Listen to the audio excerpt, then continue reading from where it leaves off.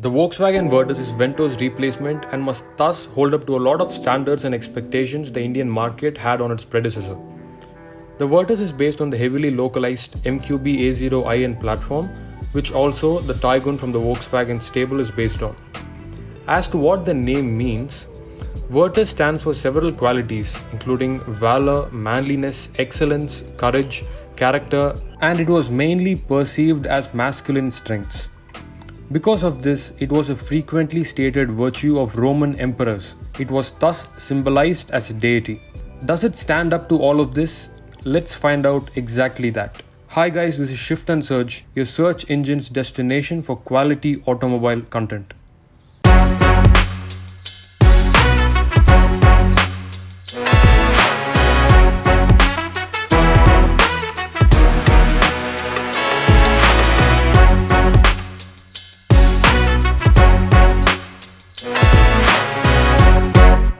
The Volkswagen Virtus is the longest sedan in the segment and is great to look at. What we have here is the Topline AT variant in silver color.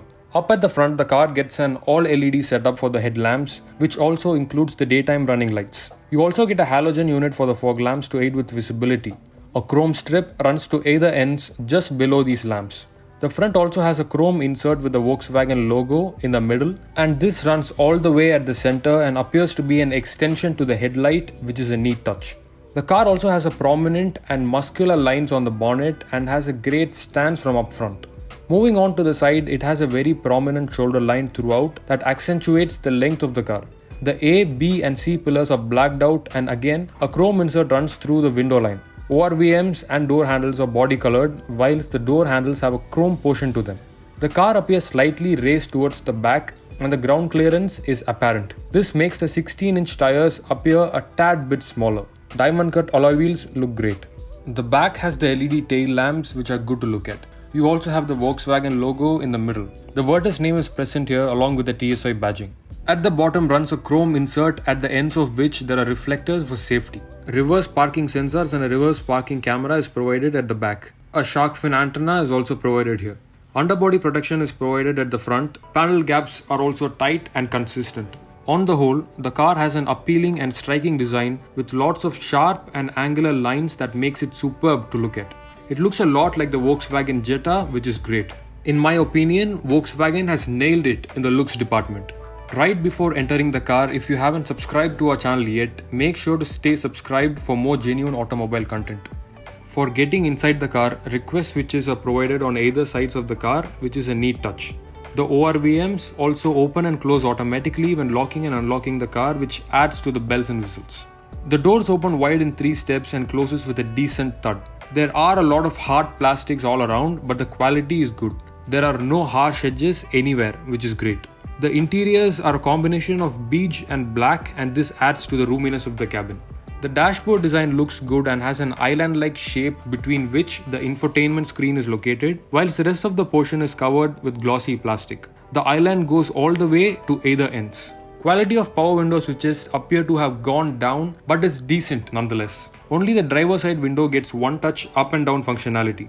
Glove box is cool and decently sized, so you can place all things necessary. There are also plenty of storage spaces on offer, including one below the leatherette slidable armrest, 2 cup holders right next to it, a card holder and a charging pad to place your phone. Storage spaces are also offered on all 4 doors and are decently sized. All of them can hold 1 liter water bottles and some more.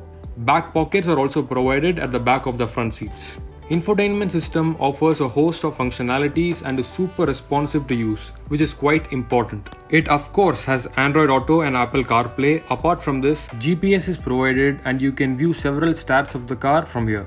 It also has a host of apps for you to access. There is also a valet mode that limits functionalities and shows information such as the max speed at which a car has driven, kilometers driven, or if the boot was opened, among other information. The 8-speaker system does not include an amplifier and sounds decent. A non-audiophile will not have any complaints here. The car has climate control and its control are all touchscreen, which might be a bit difficult to use when on the move. AC vents are also provided at the rear and the car is cooled quite fast. The instrument cluster is all digital, but it does not cover the complete space and has gaps on either ends. It has various views you can choose from. However, the two semicircles at either ends are consistently there. Here you have all the essential information that you may require, including the temperature, odometer, fuel range, gear position indicator, and so on. The controls to change the information on the instrument cluster is located on the steering wheel, where you can select the exact info you want displayed. As far as ports go, you get a 12-volt charging socket along with two USB Type-C ports at the front and two of them at the back, which is very useful. Leather seats are offered with 5 adjustable headrests and seat belts. The front seats are ventilated, which is very helpful in a hot weather condition. Its controls are present near the gear selector. Both the front seats are height adjustable, although it can only be done manually. It is a good addition. Otherwise, seats are comfortable, contoured and bolstered well, and you will have no issues here. Moving on to the back, you have a good amount of legroom and knee room on offer to sit comfortably. Thigh support could have been a little bit better, but it's not a pressing issue here. Headroom was no problem for me. I am around 5 foot and 11 inches, but taller passengers may have an issue. You also get an armrest with 2 cup holders at the back, and the armrest is at the right place to rest our hands comfortably. 2 people can sit here very comfortably. But because of the seat's contouring and that little hump at the bottom, it will make it a squeeze for a third adult to fit in. You also get ISOFIX child mounts at either ends along with top tether that is neatly concealed, which is neat. The roofline has a bit of a flex to it at certain places and could have been done better. Sunroof is decently sized and enhances the sense of space within the cabin whilst bettering ventilation. Grab handles are provided at all ends. Vanity mirrors with no lights are provided at the passenger side up front, whilst the driver's side does not get one. White LEDs are provided at the front and back and do a good job at lighting up the cabin when required. You also have the option to turn on all lights in the cabin at once from the front, which is a good feature. The 521-liter boot space is large, is well shaped and has loads of space to store all your luggages with ease. Below this, you have your tools, the first aid kit and the spare tire. Insulation is provided only at a certain portion. Loading lip is not that high and you will not have difficulties loading up the luggage. The Virtus also features a 60-40 split seat for enhancing luggage space if required and is a good addition. The Volkswagen Virtus is powered by a 999cc TSI direct injection engine that is turbocharged. It puts out 115 PS of power and 178 Nm of torque, which are decent figures for the segment. There is however no installation on the bonnet. The engine is mated to a 6-speed torque converter unit. The gear lever console is good to look at and feels very tactile to use, which adds to the experience. It is important to note that when moving the car from standstill, there is a bit of jerkiness and a tendency for the car to jump forward. But after this point, the transmission is quite smooth and shifts gears well. You have a driving mode, a sport mode as well as a manual mode. In the manual mode, you can shift gears using the stick or the paddle shifters. It however isn't completely manual and the car tends to shift gears when you are very high or very low on revs for a particular gear. It doesn't tend to interfere otherwise. Gear shifts, although not as flawless as on a DSG, is quite smooth and gets the job done well. There is also the added advantage that this doesn't heat up as much with heavy use and is generally considered more reliable. Power delivery from the engine is decent and doesn't feel inadequate at any point. There is a bit of turbo lag at the lower end and the car has a brisk mid-range after around 2000 RPM and pulls cleanly from that point. It's the mid-range you want to be compared to the top end and the low end if you wish to be in the best power band this car offers. Traction control can be turned on or off using the button on the infotainment screen. The Virtus has adequate power on offer in the city as well as on the highway and can reach 3-digit speeds with ease. It also holds these speeds without breaking a sweat, which is great. Although there is no insulation on the bonnet, there is very little to no vibrations inside the cabin. Even the engine sound doesn't creep in much. It's only when you rev the engine hard that you hear the 3-cylinder engine. So noise, vibration and harshness have been quite well contained.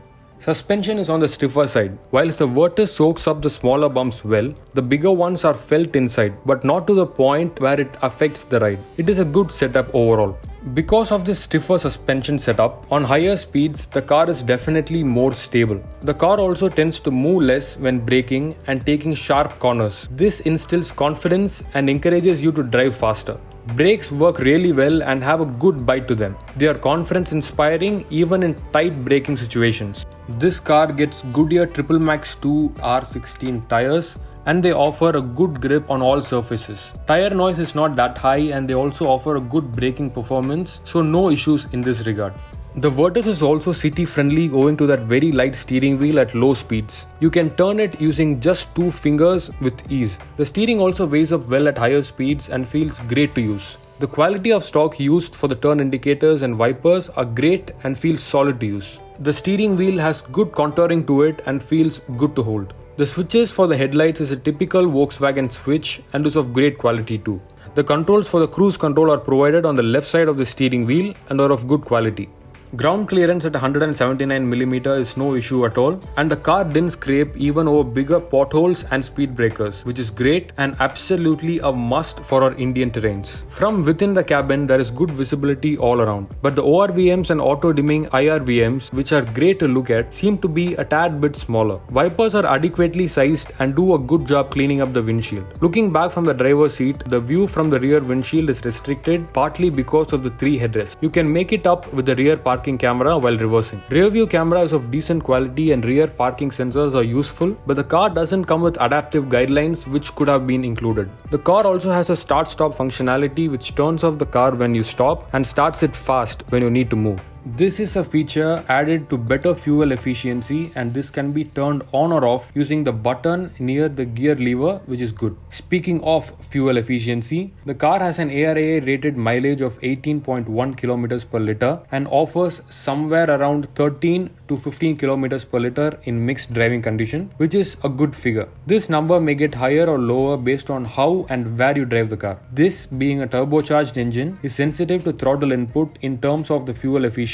And if driven in a comfortable manner without pushing it too hard, it should offer decent figures and vice versa. The car has a 45-liter fuel tank which is on par with other cars in the segment. Lights are great to look at night and provide adequate visibility. Inside the cabin, ambient lights are provided that helps better the overall feel. The power window switches, headlight switches and gearbox and other switches are illuminated and are good to look at. There are also lights placed at thoughtful spots such as this one here. The Virtus also comes with a host of safety features including ABS, EBD, ESC, 6 airbags, hill start assist, tire pressure deflation warning and a lot more. Seat belts are not height adjustable, which is a bummer. The car also obtained a 5-star NCAP rating in the Latin NCAP crash test, which is great. It also has several features including cornering headlamps, automatic headlights, push start stop button, rain sensing wipers, rear defoggers and more. It also comes with My Volkswagen Connect, which works through a smartphone app and has a number of features including live tracking, driver behavior, safety alerts, trip analysis, anti-theft alarm, fuel station locations and a lot more, which can prove to be helpful. The 1-liter TSI comes in 3 variants, the Comfort Line, High Line and the Top Line, with options of manual or automatic, whilst the 1.5-liter TSI comes in just one variant, the GT Plus, with the DSG automatic gearbox. Those of you that require that additional power on tap can go for the 1.5-liter TSI that offers 150 PS of power and 250 Nm of torque. Competition comes from the likes of Skoda Slavia, Honda City, Maruti Suzuki Ciaz and the Hyundai Verna. We have posted the review of the new Honda City on our channel, so make sure to check it out. At the time of recording this video, the Virtus has an ex-showroom price of Rs 11.32 lakhs for the manual Comfort Line variant and 18.42 lakhs for the GT Plus variant. 4 years or 1 lakh kilometer warranty is provided as standard, which can also be extended if required to 7 years and 1,50,000 kilometers. 4 years of roadside assistance is provided, which can also be extended up to 10 years. 3 free services are provided at 1,000, 7,500 and 15,000 kilometers. Overall, the Volkswagen Virtus looks good, the interiors are of good quality, good amount of space is offered on all fronts, it has a good engine coupled with a smooth transmission, has a good boot space, has plenty of features on offer including ventilated seats, a well-sized and responsive infotainment screen, sunroof among several others. The safety part has also been taken care of very well. However, if we are to nitpick, a few improvements would be bigger sized ORVMs and IRVMs, better quality roof lining, height adjustable seat belts and an electronic seat height adjuster at least for the driver's side. On the whole, the Volkswagen Virtus is a great package and hits at the right spot by getting most things right. If you do decide to buy one, you will be happy with your decision. That wraps up the comprehensive review of the Volkswagen Virtus. Do make sure to like the video and subscribe to our channel for more automotive content that we can interest you with. Do share this video with your friends who may find it useful. Make sure to comment your views about the car down below. Thank you for watching, and I'll catch you in the next one soon. Drive safe.